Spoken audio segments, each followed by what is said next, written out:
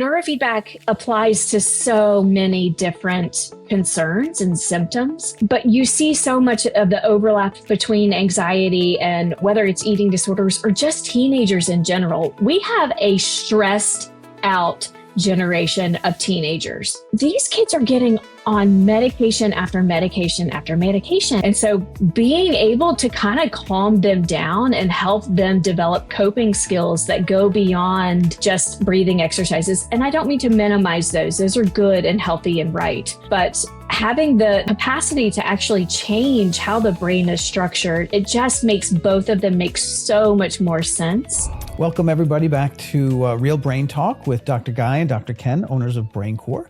And we have a very special guest today. This is not just one of our very favorite BrainCore providers. This is one of our favorite people. So we love Alice. Alice Churnock from the great state of Alabama is joining us today. Hey, Alice. Hey, guys. I'm so glad to be here. We're so happy. We're glad to have you here, Alice. So why Thanks don't you for joining us. Yes, thank you. So why don't you introduce yourself to the audience? Let everybody know who Alice is. Ooh, that's a deep philosophical question. Who Alice is. Wow.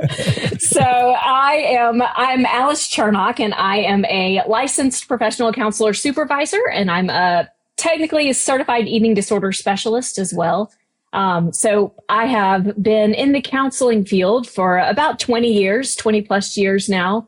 Which makes me feel incredibly old, y'all. Oh my gosh. Let me tell you, I am to the point now where clients that I had when they were in middle school, they are now coming back to me and they have their own kids. Like, oh no, it's crazy. Gotta blow your mind. Yes, yeah. It absolutely blows my mind. So yes, but I am like I said, I'm a counselor. I've worked mostly with adolescents and teenagers, kids, most of my life. I really enjoy doing that. Have felt called to doing that. And then it wasn't until about 6 years ago that I really fell in love with neurofeedback. So I was briefly introduced to it through one of my clients. And I had never even heard of it. But I saw the results from her and it made me kind of do a deep dive and decide, okay, I need to learn more about this. And so it was at that point that I started, really falling in love. And you'll be very happy to know, I did all of my due diligence and I looked into all of the different types of neurofeedback systems. And by far, BrainCore was the one that was hands above everybody else. So that is why I became a BrainCore provider. Yeah, absolutely. There's your shameless plug. Yeah, thank you. I have so many questions for you. So you work with adolescents and children, right? Two questions. What drew you to that population? What was it about that population that you felt compelled to help? And in that population, what is the main or the most common condition that you see? Yeah, those are great questions. So I've always kind of been young at heart to begin with. So, it's silly, but growing up, I was very involved in theater. And I have loved doing children's theater because I looked younger than I was.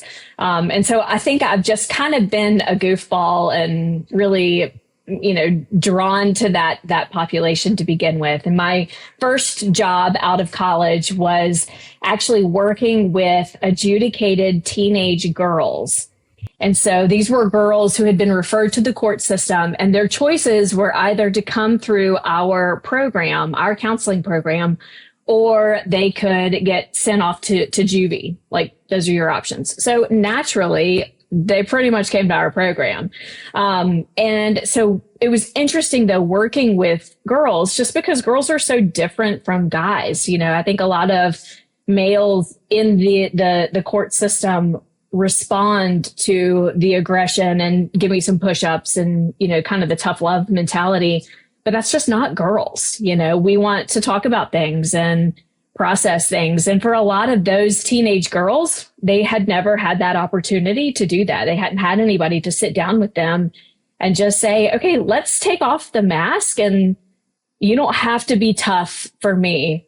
Let's just talk, you know? And so really that was my first experience in working with adolescent girls in a professional context. And so I knew from there that I just related well to teenagers. I can so get behind your homecoming date and who, you know, your new boyfriend, and, you know, you can relate, got your driver's right? license. Yeah. Like it's actually funny. Like my coworkers make fun of me because they know when one of my teenagers comes in and I start screaming that something good has happened, because they can like hear me throughout the walls of like, so your theater kid, your inner theater kid can come out at any moment. Yeah, that's a great way to put it. Yes, that's a great way to put it. I think your description of yourself, young at heart, is perfect. I mean, I don't think I've ever heard that answer before to my question.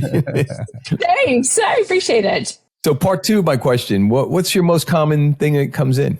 All right, so I think really most common thing that comes in when I work with adolescents is probably body image and eating disorder stuff. And so I think that kind of is where my career turned more from just general working with adolescents. And I decided I want to do one thing and I want to do it well. And so that's why I decided to specialize in only adolescent girls. Like I said before, girls and guys are just totally different, you know? And so I really wanted to hone in on understanding what an adolescent girl is going through, and really being able to help her through those stages. And it's funny, you know, I feel like God has such a sense of humor, because I vividly remember saying, listen, Lord, I will do anything. I will work with any population you want me to work at. Just please don't make me do eating disorders. Like, I really do not want to do eating disorders. And then, you know, God's sense of humor, he's like, watch this. So I think it was because I worked with teenagers and I realized, you know, how common, especially in adolescent girls, the discomfort around their body and changes and that kind of thing happened, that really I was like, okay, if I'm going to work with this population, I need to know something about eating disorders. And so that's really where my specialty came from. And on the back end of it, I fell in love, you know, with this population, but it definitely didn't start out that way for me. So to answer your question. Do you find that eating disorders actually begin in adolescence, or do you think they begin earlier than that? You know, it depends on the person.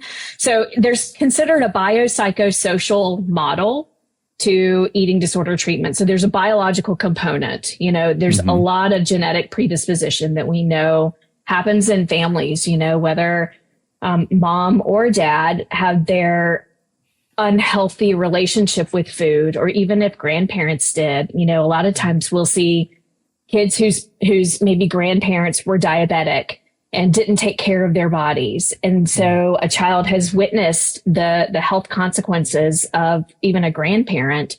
And that in itself may trigger this fear, this panic around food and body image in, I just want to be healthy, or I don't want to look like that, or I don't want to be that, I don't want to deal with that. So there's the biological component, there's a psychological component.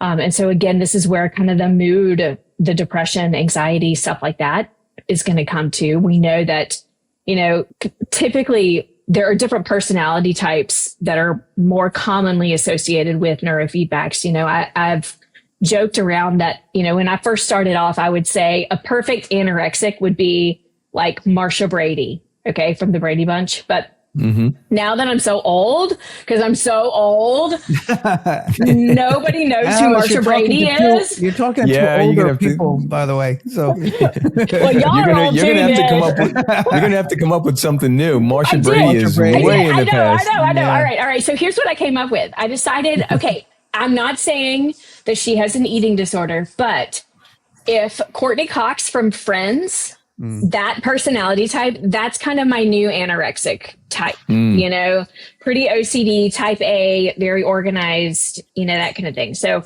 I would say That would be Perfectionistic. perfectionistic. Yes, Yeah. all of Well, those she things. actually had an eating issue on the show. I mean, On the Did show, she? yeah. yes, Oh, I didn't even know that. She comes from a background of being really, really overweight, and she had lost all Yeah. that weight. Man. You picked Did it you right know on that the she's head. from Alabama? She's from Birmingham. Yes, I knew that. Yeah, that's right. Yeah, so that to me would be my perfect anorexic, but then my perfect bulimic, I would say, would be like a Phoebe. You know, Phoebe, she's more like laid back and carefree and go with the flow. That to me would be kind of a more of that personality type. But there's a biopsycho, and then there's a social model. There's a social component that comes with eating disorders, you know, of just the pressures and the standards that we have set for what a female should look like. And I say female, it's male and female. I work actually with quite a few male eating disorders. Those are actually the only adolescent guys that I work with are eating disordered men. So I recently had a case where it was a 28-year-old female with an eating disorder and really bad body, what is it called? Dysmorphia. Dysmorphia. And we traced it back, you know, when I took a good history on her, it was the comments that were made by her father and her grandfather about her weight and about how much she ate that drove her to that. Do you find that that's a common scenario? Yeah, definitely. I mean, I think that that's why, you know, when I work with an adolescent eating disorder, typically we work as a team. And so it's not just myself because there's so many more pieces to this. So we have a dietitian on staff here. So they've got to see a dietitian.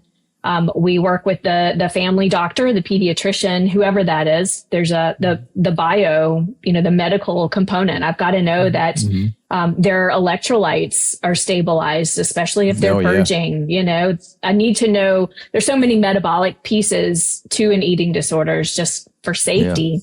But then we also work with a family therapist. And so we'll have a family therapist come in and work with mom and dad because it is a full systems approach. It's a global issue. Right? Yep.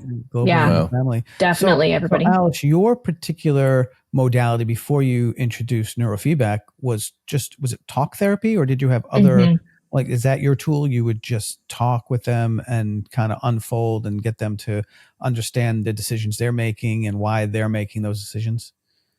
Yes. And I think talk therapy comes as a big umbrella because underneath talk therapy are many different other kinds of modalities that, you know, that we'll use, whether it's cognitive behavioral therapy or dialectical behavior therapy, you know, client-centered. You know, when you work with adolescents, you learn very quickly that if you walk in with an agenda, they're going to eat you alive. They are going to spit you out and write you off because you've just set yourself up as every other adult in their life.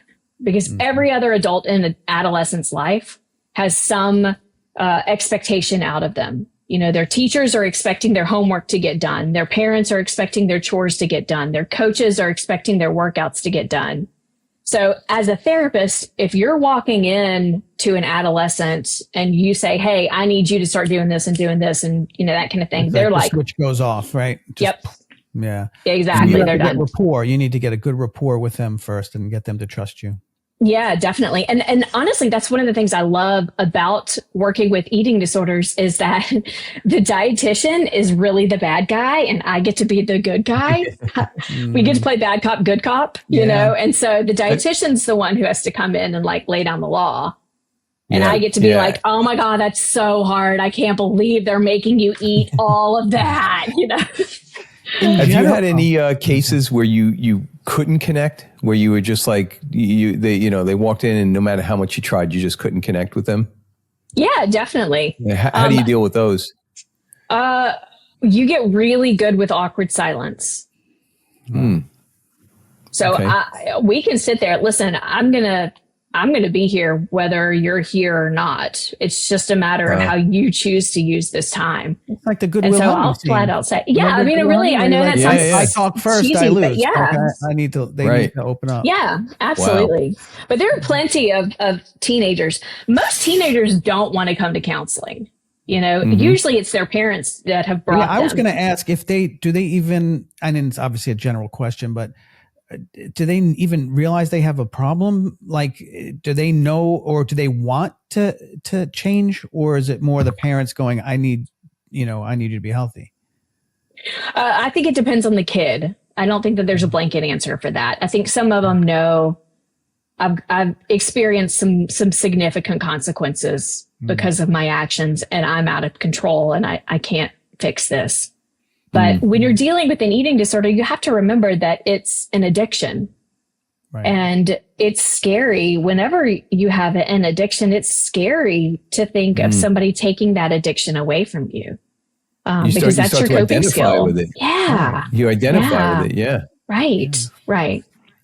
So it's a long process typically. So what drew you to, go ahead. Yeah. Sorry, Guy. So what drew you to add another modality like neurofeedback to this, because it's got a different approach? Yeah. Yeah. Good question. That's a multi-pronged answer too. So I think clinically speaking, adding neurofeedback came from the notion that I had worked with clients for decades, and you can teach all of the breathing techniques or all the mindfulness techniques or all the things over and over and over again. But at some point, a lot of times you're just kind of hitting the brick wall. And so you're doing the same stuff over and over and over again. And so I thought to myself, there has got to be something else out there that can help us, work with this population in general. So I think that seeing neurofeedback and understanding that makes so much sense. I think, Ken, you're the one who used in one of my many mentoring calls very early on. I think you're the one who said to me, counseling changes your soft wiring. Yeah. Neurofeedback changes the hard wiring. They're going to put that on Ken's gravestone. I know, they really were. They will. It was, I believe it, but it was truly like a light bulb moment for me. That's why this works. That's why I can have this approach. And I think too, and seeing, after working with kids, seeing the rate of medication that has increased, even just in my career, from when I started to where I am now. These kids are getting on medication after medication after medication. And I think too, when you work with a population like eating disorders, every single one of them wants to get put on a stimulant. Why? It's an appetite suppressant, right? It's going to help them lose weight. So here we have an adolescent who, yes, they're taking 14 AP classes because they're OCD, high achiever, type A. And they're like, Mom, I can't focus. And Mom's like, well, we've got to get that ACT score up. So we're going to go to the pediatrician. And the pediatrician says, here you go. Let's try some Ritalin. You can't focus. You must have ADHD. Yeah. And then, the weight starts to fall off because, the appetite is non-existent anymore. And so seeing the bigger picture, right? Yeah. Exactly. Yeah. Seeing really the big picture. Totally enabling it. Yeah. That brings me to another question though. It just occurred to me. So, in the last, 3 or 4 years, the big thing has been semaglutide and trizeptide to lose weight. Are you finding that these kids are trying that, like maybe getting a hold of it, underground or, without having, because you have to have a prescription for it, but are you encountering that more often now? Not as much with my adolescents. With their moms, absolutely. And so I think that, and listen, I don't want to demonize, there's a time and a place for everything. Yeah. And I'm a firm believer of that. And so there's absolutely a population who needs a certain type of medication at all times. Even when doing neurofeedback, I tell parents all the time, listen, there's a time for an SSRI. There's a time for, all kinds of medication. I feel like God has given us all of those tools. Okay. So I haven't seen that as much with my adolescents. Definitely college age and beyond. Yes. And I think the scary part is the mentality that it brings about, that it really does feed this one population and stereotype. There's the social aspect of eating disorders that, it really feeds into this notion that we have to look a certain way in order to be socially acceptable, and that's the scary part of what it leads to. Yep. Yeah. So Alice, as you're working with these children, you had mentioned before that the parents sometimes are on semaglutide or something like that. Do you find that there's an association where maybe the parents actually have an eating disorder and it comes out in the child at some point? Is that something that you're encountering? Yeah, absolutely. Because I don't think, as with any addiction, it's not about that one person. It's about the whole system, whether it's the occupation system or the family system, whatever it is. And so it's never just about that one identified client. And so, I think it's very common for parents to start recognizing. I think it takes parents having a willingness to put their defenses down and recognize, okay, maybe I have my own piece of this too. And right. I think that takes a lot of courage for parents to do. I think it's scary. I mean, I'm a mom, y'all are parents. It's scary having kids. None of us know what we're doing. None of us know what we're doing. It's just not. Do you find that I'm sorry to interrupt you, but do you find that parent is seeking care with you as well? And would you take them as a client or just adolescents? Yeah, I wouldn't take them as a client because the child needs their own person, and a big part of counseling is confidentiality. And so they need the freedom to know if they are pissed off at their mom, that they can come to me and just rant, and I'm not going to run back and tell mom and dad what we're talking about. So it wouldn't get we wouldn't get anywhere. That makes a lot of sense in your environment. I know that when I was doing neurofeedback in my practice, one of the biggest things that would happen is I'd be working with a child, and the mom who brought them was sitting there was like, I want to do this too.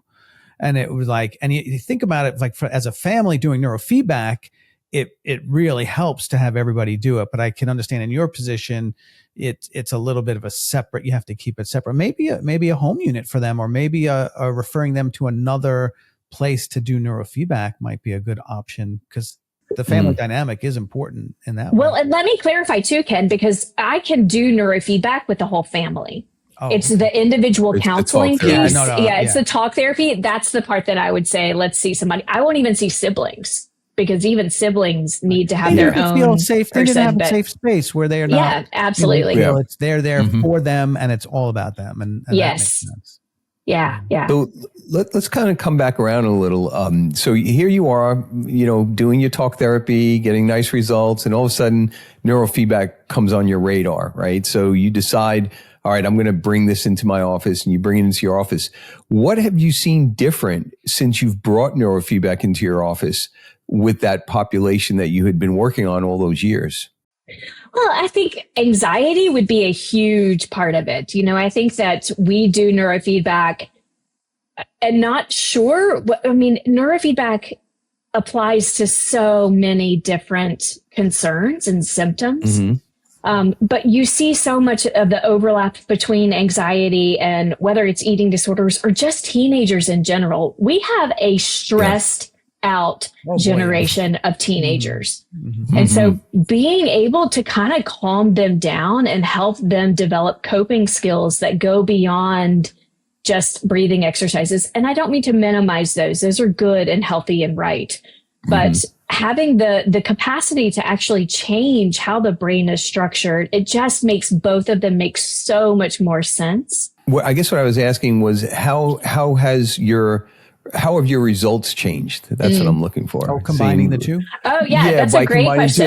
Have you noticed like a difference in the results that you were getting from when you were just doing talk therapy to now doing talk therapy and neurofeedback combined? Yeah, I'm officially putting myself out of business. That's what's happening. Well, it's funny. No, it's a good thing though. I always make this comparison with the hardware and the software. And it just occurred to me, it might even be a better way to say it, the way you were describing it, is that by you implementing the neurofeedback, you're able to bypass their emotional defenses because you're not addressing them in that way. You're going beyond those defense mechanisms, and they're just doing an enjoyable, watching a TV show or a movie. So you're not really facing the resistance, and you're able to make some changes on, without having to get them all angst up and that's a yeah, great absolutely. point. That's a great point. We have a saying in our field that it's not about what you're eating, it's about what's eating you. And that's the essence of an eating disorder. It's not about what you're eating, but it's about what's eating them, Yeah. And yes, to some degree, it's about what you're eating. And that's why I send them to my dietitian. But when they come to me, I don't care what you're eating. I want to know what's eating you. Right. And using neurofeedback can kind of help, like you're saying, bring those defenses down and help bring to the surface some of the things that are big and deep and roots of, what has caused all of this, especially with alpha theta. That's a huge piece. Eating disorders and trauma go hand in hand. And so that's a huge component to it too. But I mean, even, if you have a compulsive overeater, the relatability between emotional eating and ADHD is huge. Vast majority of people who struggle with emotional eating also have ADHD. Why? It's that impulsivity, right? Yeah. Wow. And so what we're doing is helping them calm down their system, rethink their coping skills. And by doing that, the after effect is so far reaching. It's not just, about food anymore. Alice, do you find, so we talk about alpha theta a lot and it's come up a lot, and it's a special type of neurofeedback which helps people just bring those fragmented traumas and stresses and beliefs and all that kind of gunk in their subconscious that they're living in reaction to, but not really aware of. And it brings it up to awareness and helps that to resolve in that way. Do you find, now that you've implemented that, do you find that they are more open to or more aware of some of the trauma that they have? Is it like, and they're able to verbalize and say, oh, I didn't realize this, but this opened me up to remembering whatever trauma they had. Yeah, absolutely. Hands down. I do a lot of work with other therapists. I am not trained in EMDR, but EMDR is another training modality, which is fantastic for trauma. EMDR, though, you have to have a specific trauma in mind, and so you have that one. Exactly. Exactly. Like you have to visualize a specific event. Right. I mean, I only but we know that there's a lot of trauma that people don't remember, or it happens so early in life that they can't express it because it's just an emotion for them now, right. Or it's a chronic thing. They grew up with alcoholic parents or neglectful parents or, whatever it is. And this childhood of trauma, that you can't just pinpoint. That's what then is coming up. And then the coping skills, eating disorders, alcoholism, whatever the thing is, it's a coping skill. Right. That's all this is, it's a crappy coping skill, but it's a coping skill, and so really letting them start to see, oh my gosh, that makes so much sense. No wonder I needed this. When I work with kids, I don't want to, their eating disorder has been their friend. And I know that sounds weird and messed up, but you have to understand that this eating disorder served a purpose for them, and a lot of times we'll actually name the eating disorder. A lot of times we call him Ed for eating disorder, and so I'll have my client and Ed have conversations with each other, and the goal is for them to eventually be able to divorce Ed, where they don't need him anymore. But if we go in there with guns blazing and talking about how horrible Ed was, well, they're protective of that, Right. Well, that's the control of the chaos, right? I mean, it's the thing that they can control in the chaotic environment that they're in, and that can be comforting in a way. Exactly. It just needs and to be it helped them to survive. It was a survival skill. What if they're still in that environment? How do you handle that? Like they're still with the parents that are alcoholics or dysfunctional. How do you, I mean, do you remove them from the environment? How does that work?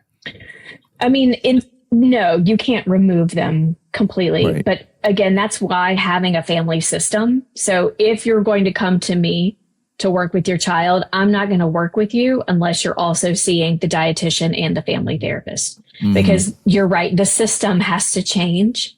Now, if they're in a place where that isn't an option, we're going to do whatever it takes to try to help protect them within the system that they're given, And so creating safe spaces or safe people or whatever that may look like within their given context, we're going to try to work with that. Yeah. And I would think that no matter what a degree of dysfunction is in the home, if they are coming to you for help, they're at least in alignment that something has to change and we need some help to achieve that. Yeah, that's they true. do. Yeah. They do. Yeah, they do. And I think they start to see the effects that this is having on their child beyond just a meal. I think they're starting to see that their child is not engaging in school anymore. If your brain is not fed, you're not going to be able to study. Right. Like that is a very quick, realistic outcome from not feeding your brain. You're not going to be able to play on the baseball team anymore. Volleyball is going to be, you don't have the energy to run around at soccer practice anymore. So they start to see really tangible things that are outcomes from this that you just can't ignore that anymore. Right. Are there support groups for the families of people suffering from eating disorders, like alcoholics have? Al-Anon and yes, there are. They're harder to find. Any kind of support group for an eating disorder is harder to find. All right. And I think don't quote me on this. All right. This is just my 2 cents. I think eating disorder support groups, especially for the primary, is hard because it turns into a comparison game. People who struggle with eating disorders don't believe that they're sick enough. And so it's really hard for them to show up and say, okay, I'm an anorexic. If I'm sitting next to you and you're half my body weight, well, you're the anorexic. I'm not, I don't belong here. There's a lot of potential judgment. Exactly. So it's a lot of, right. It can be very, very triggering to have that. And then there's, just the resources in general for eating disorders are very, very minimal. The funding and the support that eating disorder treatment gets, it's just pretty minimal, and so it's very hard to find programs like that. Alice, do you feel like on a societal level, it creates a challenge for people to overcome this, this type of eating disorder just from an outside looking in? Yeah, yes. I mean, I think that can definitely be part of it. I think there's a common misconception in the eating disorder world that you should just eat a hamburger. Like, what's your problem? Just eat, And I think what people don't understand is that this is a sickness. It isn't just about eating a hamburger. We sit down for lunch and our brains are like, hooray, we get chicken fingers, we get a salad, we get, all things because we get a dopamine hit from those foods. Well, it's very different when you struggle with eating disorders and your hunger fullness hormones are all out of whack, And so you don't have the same type of excitement and joy from food that we get. And so it's a very misunderstood, population. And so I think that there can be a lot of judgment. And, I've sat next to people on the airplane and, you strike a conversation and, me, I don't ever shy away from a conversation. So I'm just going to keep on talking. Oh, you want to know what I had for breakfast? Let me tell you everything. But we'll talk and, people will say, oh, I just wish I had a little bit of anorexia. If I could just have a little bit of an eating disorder, that would be great. And you just want to be like, you have no idea what you're saying. How bad that is. So insensitive. But it is. Yeah. But I don't think it's insensitive because they're insensitive people. I think it's They just don't don't really understand. They haven't experienced it. Right. That's exactly it. So tell us a little bit about your clinics. How many clinics do you have right now? Ooh, that's a good question. So I'm a busy girl. I have my main office, which is right here where we are in Homewood, Alabama.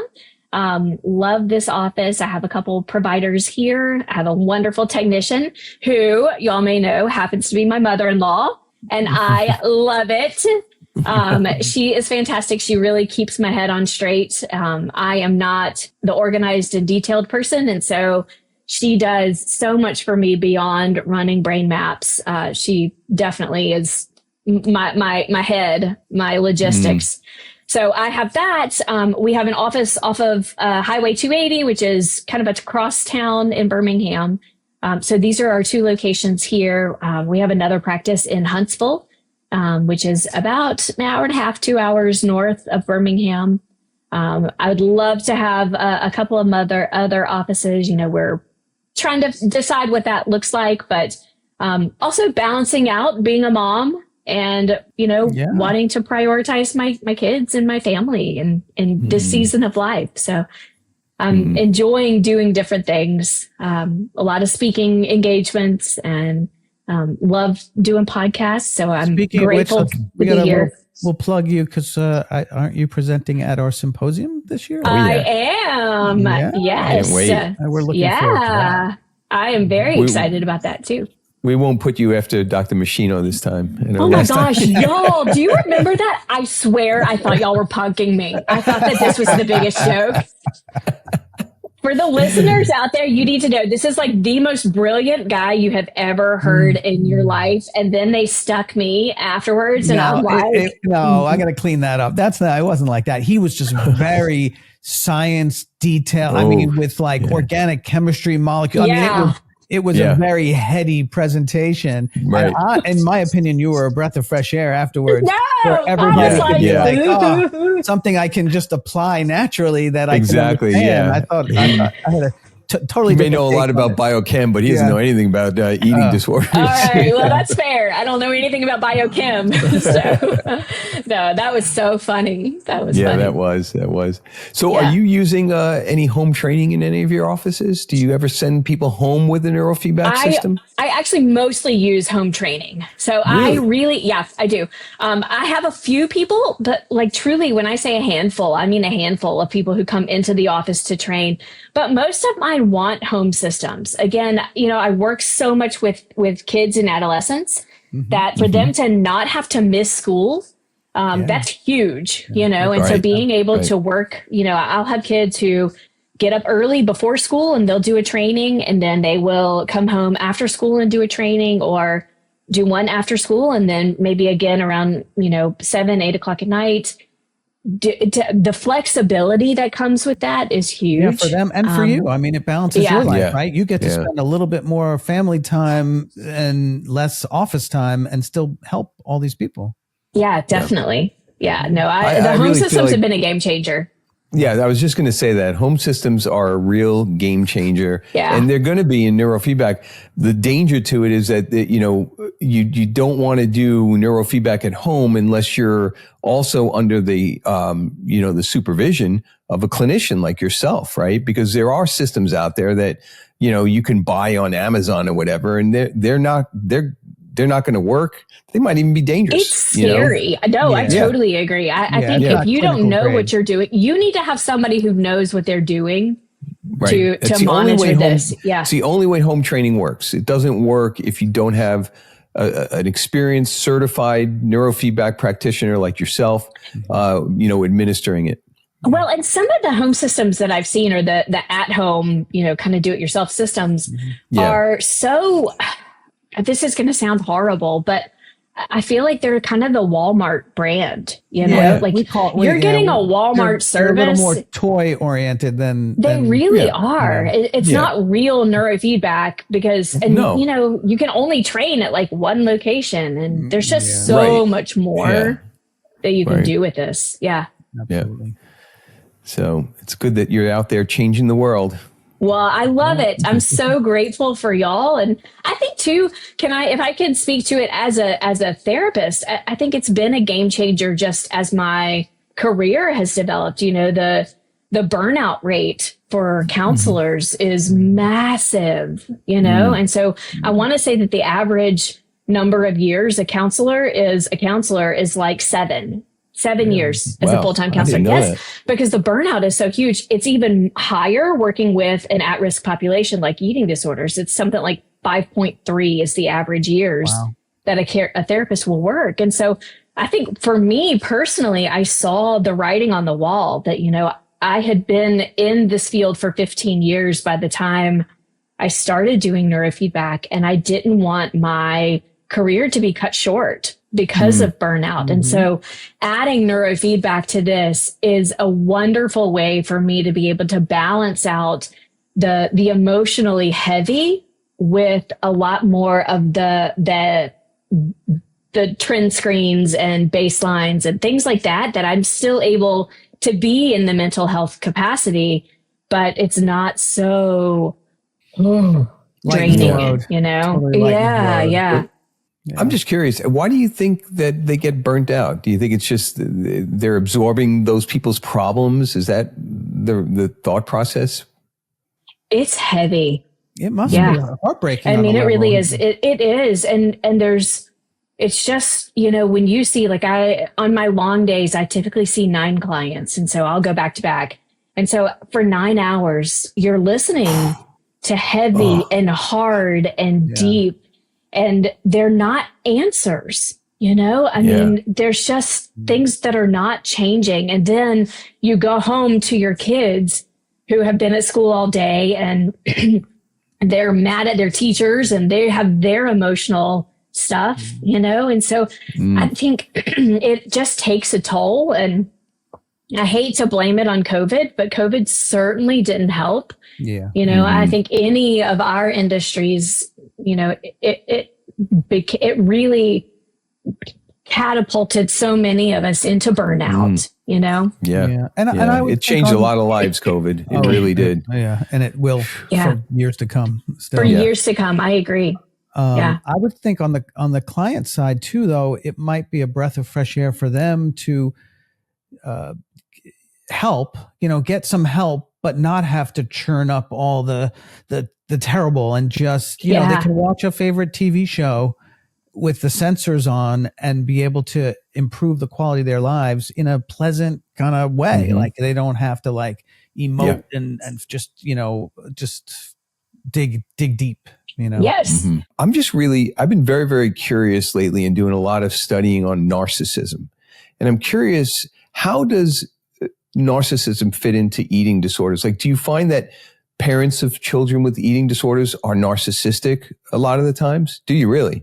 Yeah, a lot of the times, for sure. Yeah. And I think that there's, with a narcissist, there's this massive emotional disconnect, and so I think that there's so much into narcissism. But yes, I think it is very common. Marginalized. They feel marginalized by the narcissistic behavior of their parents. I'm trying to understand. Yeah. Yes, it can absolutely be that. I think that, children of narcissists have never been validated, because the narcissist is always right. And they're always about them. It's about them. Exactly. And their life and their world and, that kind of thing. And so I think there's a lot of times where even it's hard as a therapist to work with a parent who's a narcissist, because I never am doing my job right. They could have done it better. Why are you still paying? Why am I still paying you? My kid's not fixed, that kind of thing. And so I think it definitely feeds into a whole lot of that. Yeah. Well, they live in this world that's not reality. It's their own reality that they've made up, and everyone else has to fit into that reality and accommodate that reality. It's really, but I it's imagine a fascinating condition. It I really imagine is. They build that out of their own trauma, right? They need to control almost every single time. They need to control their environment and make everything okay for them. Every time. Yep. It's almost always a childhood trauma that, the way you talked about eating disorders being a coping mechanism for childhood trauma, let's say, narcissism is a coping mechanism as well for that same trauma. They just do it differently. Right. Yeah. That's exactly right. It's a mental disorder. It's not, we throw around the word narcissism like it's just whatever, but it's actually, it's got like they have a choice. 10 codes and they don't. No, they don't have a choice. Exactly. That's important to realize that for them. Yeah. And it's a very, very difficult thing to treat because the narcissist doesn't believe they have a problem. Right. Well, the things I've read said you just can't treat them, that they're just, that's them. That's the way they are. Yeah. And the people around them have to basically create boundaries for their own mental health. Yeah. I mean, there's so many personality, like borderline personality. It's so much easier to work with someone who struggles with borderline personality disorder than it is like a narcissist, you know? Yeah. Narcissism is like next level. Too. Right. BPD is absolutely tough. Yeah. For sure. It's a tough one. I imagine if you always think you're right about everything, how can they learn anything from anybody else? Yeah, exactly. Right. And, you know, again, I've done it wrong and I haven't fixed their kid and, you know, they should be better by now. And, you know, it's hard. So Alice, I'm just curious to know, what are some of the commonalities between all your eating disorder patients? What do you find that's common between them? Well, I think that there are a lot of common threads. You know, I think emotionally, a lot of anxiety, mood stuff is very common. Now, I will say in my practice, I actually see a whole lot of athletes. And so with my eating disorder population, you know, I joke that I started working with teenagers and then it worked to teenagers with eating disorders. And now it's teenagers with eating disorders who are athletes. So I'm seeing my specialty kind of get more and more narrowed in and more of a niche. Right. But I do love working with athletes, you know, and I think that is a common thing for a lot of my eating disorder clients. In you know, especially there are certain sports that are more common with eating disorders, especially, I mean, you know, we talk about guys and eating disorders that, you know, this is not a girl thing. The number of wrestlers that I work with who have eating disorders. They're weighing in and having to be the right way. You want to create a great bulimic, sign him up for wrestling. All right. Yeah. I mean, seriously, if they are not really emotionally strong and steady and you're staying on top of the food intake and they're meeting their weight goals in a very safe way, that's a really big problem. But, you know, we see it a lot in swimmers tend to have a higher eating disorder rate. I mean, of course, you know, dancers, gymnasts, cheer, those are also really common, but I have actually a lot of runners, you know, track is another field that's really common for athletes and eating disorders. Is it tied together because they think they'll perform better if they have less body weight or less body fat? Yeah. And the coaches feed into it because remember that case I told you about before, the 28-year-old female, you know, with the eating disorder whose parents and grandparents were always telling her that she had a problem. Her coach used to tell her, hey, she was a cross country athlete. She got a scholarship to college. I mean, and her coach was telling her constantly, you need to lose weight, you need to lose weight. And, you know, it just developed into this eating disorder. So it's not only the parents, the coaches can also have a tremendous influence. Huge. It's huge. Yes. I had a cheerleader not too long ago who had been a flyer. And, you know, we were talking about puberty and, you know, how a lot of times eating disorders happen around, you know, 13, 14 years old. And as a younger middle schooler, she was always the flyer. And so she was the one who they would throw up in the air. I was going to say, I don't know what a flyer is, but okay. Yeah, that's it. She's the one at the top of the pyramid. Okay. All right. But she hit puberty and her body changed and she then became a base. And so she had to be one of the ones at the bottom. I say had to. She was one of the ones at the bottom who then lifted other girls up. And there was so much shame for her. The self-esteem hit to that. Absolutely. Absolutely. And the coach really fed into that too of like, well, you let yourself go. That's what you get. Now you're just going to be at the bottom. And so, I mean, like it's coaches. They need to be trained. I think for like coaches. I was just going to say that I think coaches should be trained on these types of things. They have such an influence. Like they influence kids sometimes more than the parents do. Oh, I totally agree. There's a great organization called the National Eating Disorder Association, NEDA. And maybe we could put, I don't know if we do show notes, but we could put that website in for show notes, but they are probably the place to go for eating disorder information, but they have a whole curriculum for coaches that they have created. It's free, hand it over. Here's some ways that we can help our kids not fall into that rabbit hole. But, there are some really good resources out there, but I would say that would probably be one of the common threads that I see a lot of my eating disorder clients are also athletes. Yeah. So I'm curious to know. Go ahead. I was just curious to know when you've got someone who's not has an eating disorder. You said you work with athletes. Do you ever work with athletes for peak performance reasons? I do. And I love that. And I would say that's probably one of the things that neurofeedback has brought me, being able to work with athletes who are not necessarily eating disordered or underweight, or overweight for that matter. But yes, I love working with athletes. I actually had the opportunity to speak at one of the major soccer clubs in Birmingham last weekend. So I was able to speak to the coaches in the morning and then to the parents of the athletes in the afternoon, being able to talk about peak performance and, really helping. We do, as a society, we focus so much on the body, not even just in the eating disorder world, but even in the athletic community. We have no problem signing our kids up for private lessons and, extra training for this or going to workouts in the morning before school. Like we focus so much on the body, but we neglect the mind. Mm-hmm. And that's what's so tragic about it. Was it Yogi Berra that said baseball is 90% mental and 50% physical? Everything else is 50%, something like that. But it's true, that is one of the pieces that I love neurofeedback for. So neurofeedback, you use the neurofeedback system for peak performance. A lot of people don't realize that neurofeedback isn't just to address dysregulations and disorders, but it also can be used for peak performance. And there's a lot of athletes, professional athletes that are using it right now. And so you use that in your clinic as well?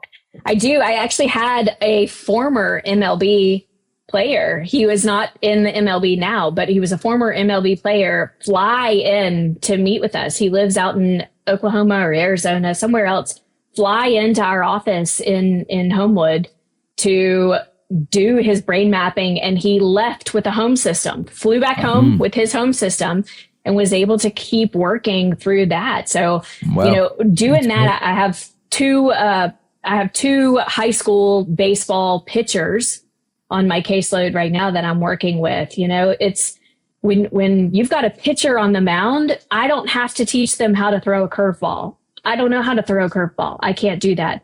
But what I need to do is teach them the 2 to 3 seconds prior to them throwing that pitch. What's your brain doing? Is your cortisol level? Are you calmed down? That to me, being able to work with an athlete and helping them see so much of this is mental, and we can work with those brain waves and really help train that. Block out that noise. And hyper-focus on the task at hand. That's peak performance. That's what peak performance do. Peak performance. It is. And really, I'm not huge. I want to learn more. My next goal is to get trained in heart rate variability, but being able to incorporate that, I like the heart math. Have you seen the heart math now has a phone app where you can take your phone? They've always had. They've always had a phone app, but that you put feature your finger. Now. You put your finger over. They also have this Bluetooth device that you can connect to. Yeah, it's amazing. See, and people then being don't able realize to, the power of heart rate variability. I mean, I if you totally can learn, agree with you. If you can teach your body how to increase your heart rate variability, you can overcome so many different things. And it should be part of peak performance. It should always be part of peak performance. Always. And you could take that out. So I'll have my baseball guys take that to the pitching mound. And they're practicing heart rate variability in vivo. That's so much more effective than doing it in my office or doing it in your home. You need to be doing that in the dugout, in the locker room, as soon as you walk on the field. I'll plug HeartMath real quick. They do have a device called the M-Wave 2, which does not require a phone, because I know a lot of people, a lot of sports do not allow you, like for instance, in a dugout, to have a cell phone. So it's a device that you can just do heart rate variability training with its standalone device. Yeah. That's great. I didn't even know that. I've had them use it outside of an actual game setting, like in preparation. But I didn't realize that they had that. I'm going to have to do that. That's great to know. The M-Wave. like in game time. Wow. Yeah. That's really cool. So I know you're an Auburn fan. So what's your plans to get in some of those football players on peak performance training? They obviously need it. That would be my dream come true.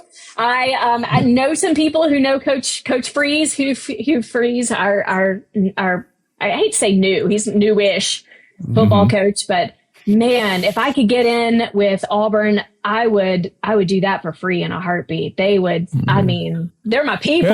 Yeah. Did you know that I actually, when I was a student at Auburn, one of my campus jobs, was to tutor athletes.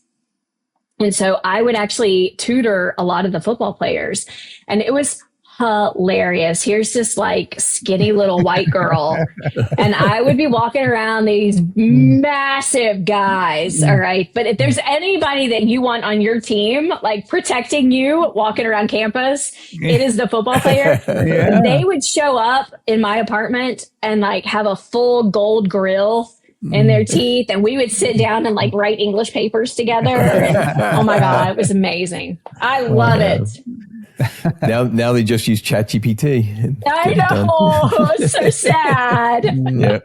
Oh, so funny. The world is changing. The world is changing. But man, if I could get in at Auburn, I would do that in a heartbeat. I actually have the territory for Auburn. So I've got my sights set on opening my next office there. If anybody can do it, I believe it will be you. Yeah. Let us know if you need us. We'll be glad to support you and help you in any way way we can.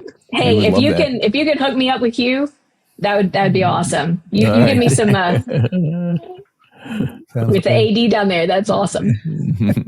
Alice, I have to tell you, every time that we're together and we're chatting and whatnot, I always come away with so many new ideas and new inspirations. And I want to thank you for that. I mean, this has been an amazing hour. I love hearing all your stories and hearing all the people that you're helping with what you're doing. And there's a reason why we call you Sweet Alice, because you are Sweet Alice. We appreciate you being here, and we hope Alabama. From Sweet Home, Alabama. We hope it. We hope you'll join us again. We hope you'll come back. It's always a pleasure, and really looking forward to seeing you at the symposium. Yeah. Thank you so much. I'm really looking forward to it.